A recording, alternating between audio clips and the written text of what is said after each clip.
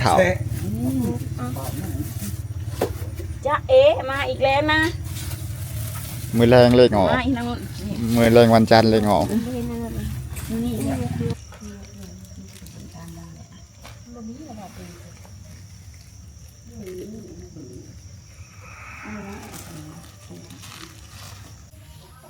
โอเคสบายดีทุกคน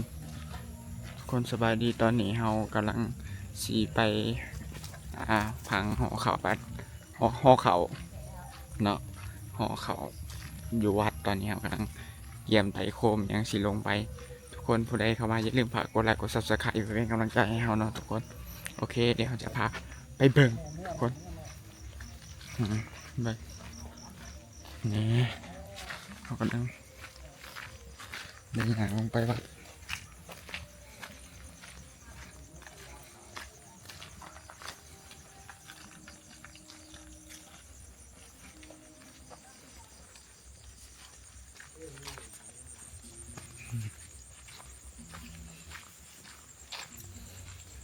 ตอนนี้เรากำลังสิลงไปวัด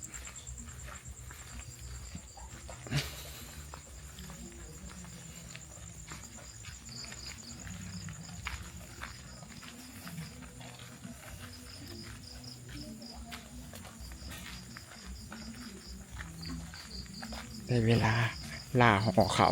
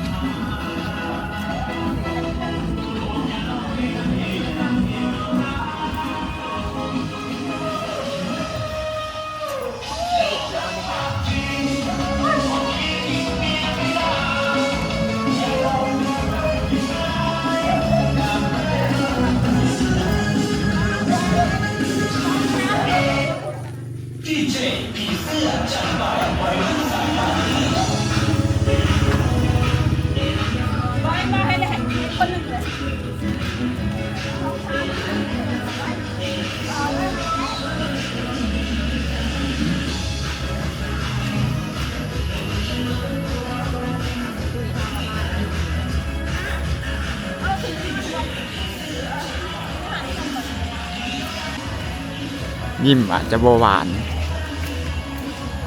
แต่การกบการเขียนมานเดอสิบอกให้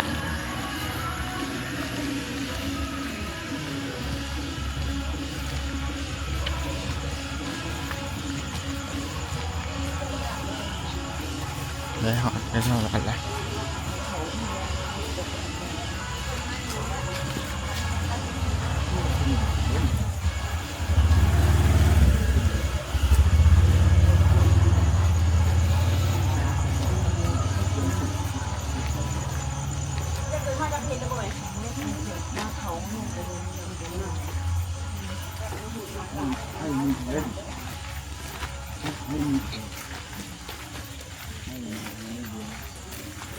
โอเค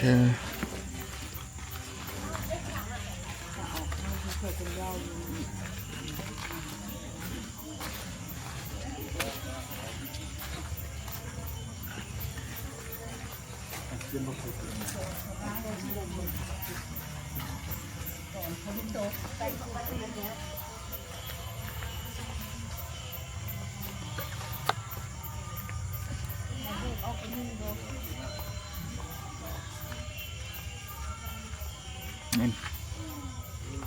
มาเลยนะกับไทยมาดังไทยเนี่ย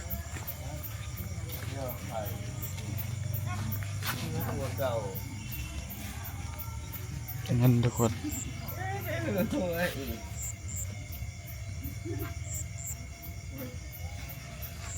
ดี๋ยวเวลาลาเขา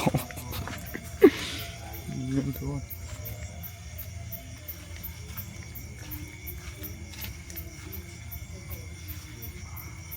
ได้เวลาลาเขา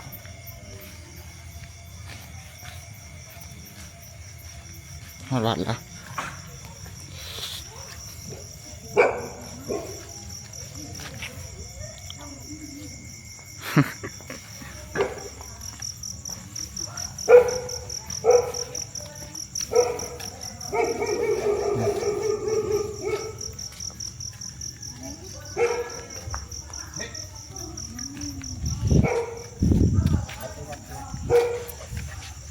ใครเน่า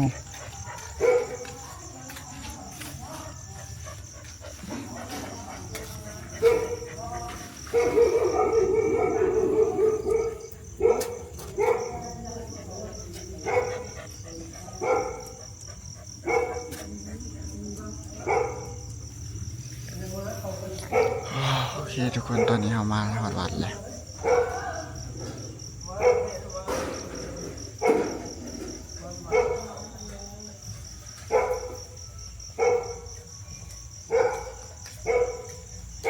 ตอนนี้จะโมงแล้ว 2:14 อ๋อจะมากับใครจะมากับใคร ก็มี 2 คน หน่อย จะอยู่บ้านดงนี่บ่ นี่ อืมนี่บ่แม่ ให้กันได้อยู่แล้ว เฟซบุ๊กจะเซ็นอะไร ฮะ เฟซบุ๊กจะเซ็นอะไร ชื่อมุกกี้ มุกกี้ MOUKY MOUKLY MOUKL หน่อย นามสกุลนะสะ ภาษาชื่อ มีนามสกุลนำบ่ PSXTY ใช่เขาถ่ายหัวอะไรบ่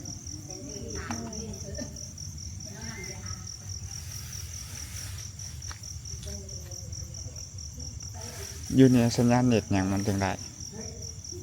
ได้เบิดเลย คงขอใช้หลัก7คือบ่ได้ เอาละเจ็ดอย่างนี้มันก็ค่อยมีมันหน่อย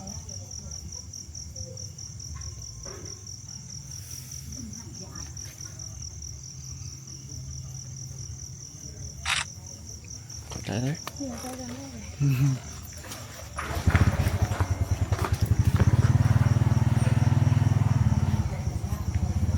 กลับแล้วเอ้าอันนี้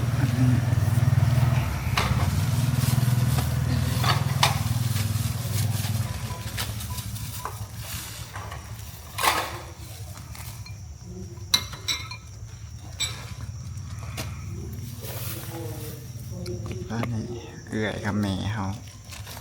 กำลังแต่งผ้าขาวเขาบ่ทันได้นอนเลยแต่เมื่อคืนทุกคน ในสมในกับซีแหนงจะมากัน อันนี้ก็ใช้เป็นลายถั่วใช้ตัวนี้ก็ได้ บอกเขาย่าน มันหัวมิ้ง ที่งวงนี่เนี่ยทั้งเอง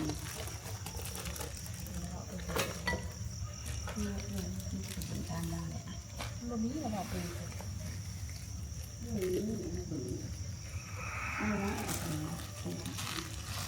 ไข่ดาวโอ้ย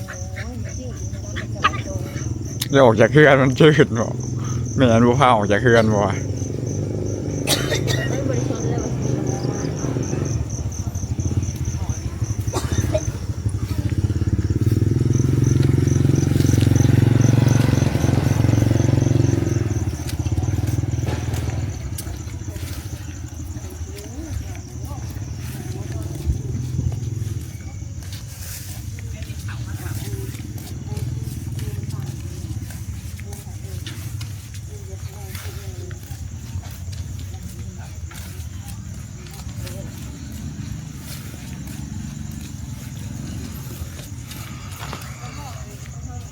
แต่การคบน้ำกันแล้ว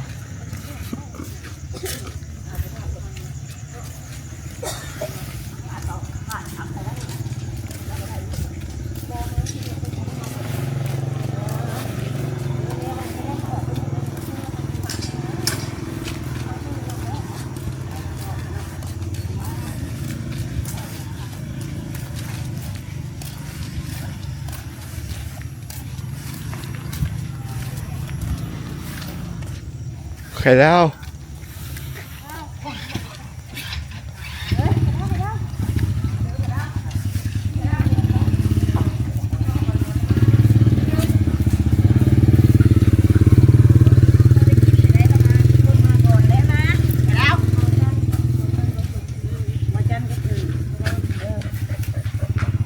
มีแล้วนะ มาแล้วนะจะเอ มือแรงเด้อมือนี้วันจันทร์แล้วไม่เท่า จะเอมาอีกแล้วนะ มือแรงเลขออก มาอีกแล้ว มือแรงวันจันทร์เลขออก นี่มันจันทร์ก็ยิง อืม ไปกันพูดเฉยไปประทันเดี๋ยวกินเด้เดี๋ยวกินกับไปกินลงล่างเด้เป็นหนังสือตัวสัตว์เด้อ อืมเลขแมวบ่จัก เทียนสองดอกงานดอกเดียว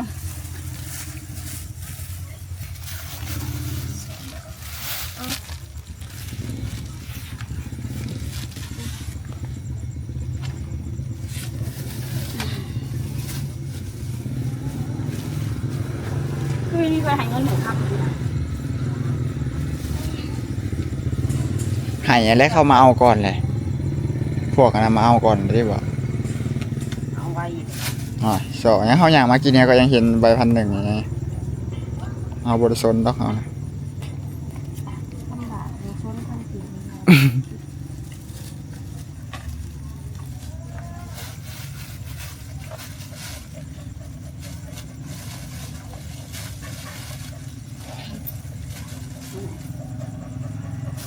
ได้ตรงนี้เนี่ย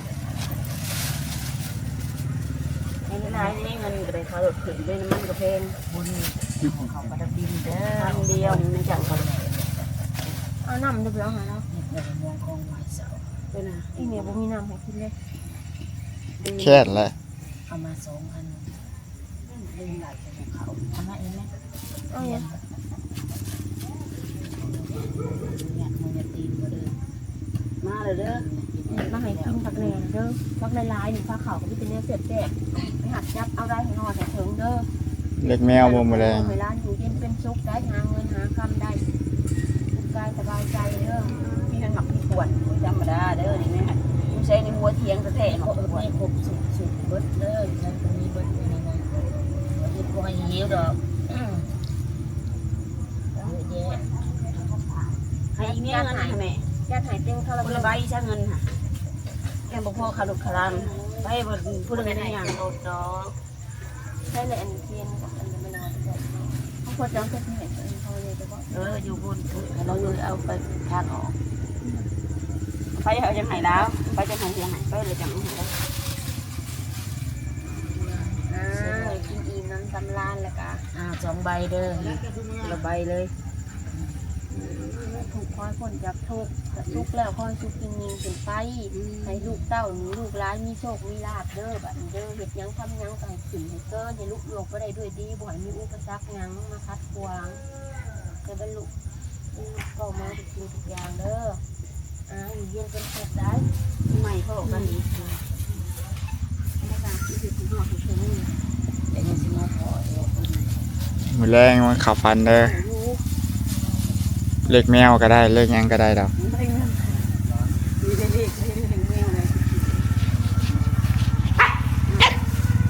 โอ้ดีใจไข่ดาวไข่ดาวเฮีย เล่นแรงโอ้ยซ้อนเลย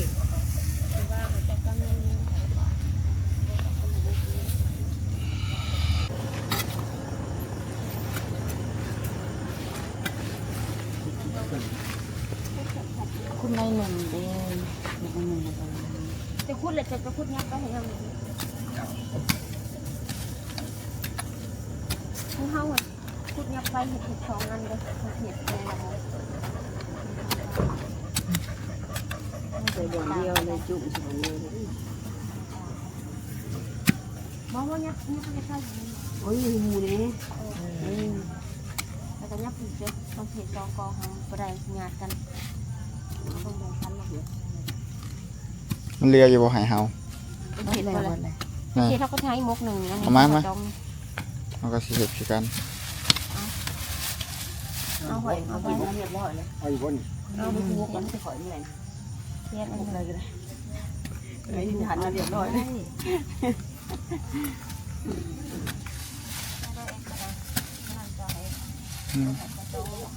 ข่อยขุดเองก็ได้ของข่อย เราพูดถ่ายเพื่อนนะ เอาไปนั่งนะไปนั่งมาถ่ายคลิปให้เฮานี่ถือกล้องให้เฮา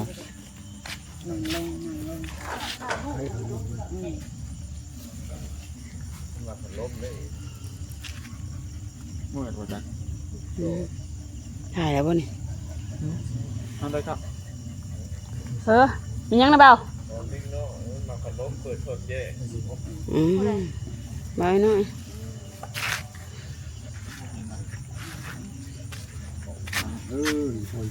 นี่ทุกคน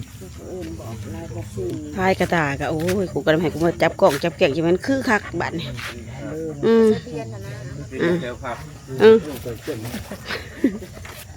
เบาก็เลย แล้วไปมียา Ừ. บ้านเนี่ย ตะเลาะตะเละเพื่อ เล่นแต่แล้วจะขึ้นได้เลย เอา ไอ้กระต่ายกินไปหาเห็ด ได้ก็เปิด ตอนพี่น้อยนะพี่นิดหน่อยหายแล่นที่ได้โอ้ย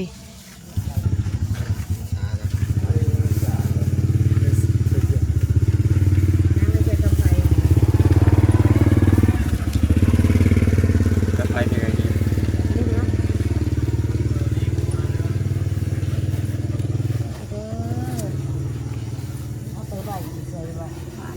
กับไพ่ก็อยู่พี่เลยแม่สิคนเห็นยัง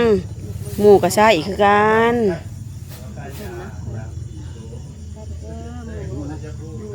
แบบนึงได้แล้ว ผู้เจ้ากรรมในเวร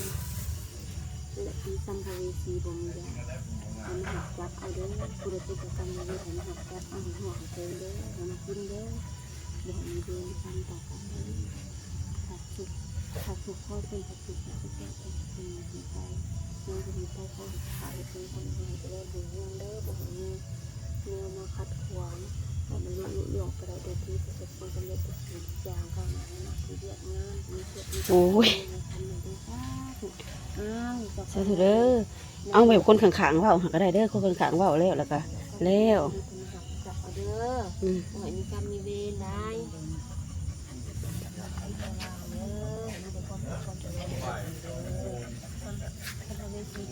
เอาเลย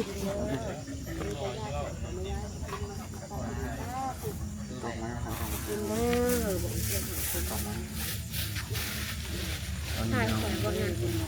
ตอนนี้เราก็ได้มาห่อข้าวปลาดับดินกับครอบครัวตอนนี้ก็ได้มาเห็ดแล้วก็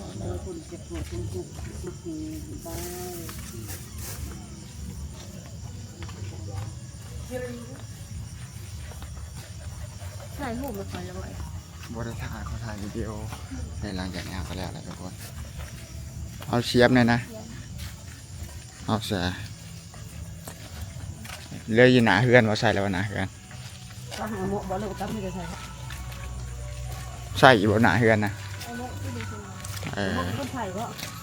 โอเค ทุกคนมาหอนนี้ขอจบคลิปไปเพียงเท่านี้เนาะเพื่อใครเข้ามาอย่าลืมฝากกดไลค์กด subscribe ให้เฮาเดี๋ยวเฮาพาไปเห็นอย่างอีกชีวิตประจำวันเนาะโอเคบ๊ายบายขอบใจหลายๆ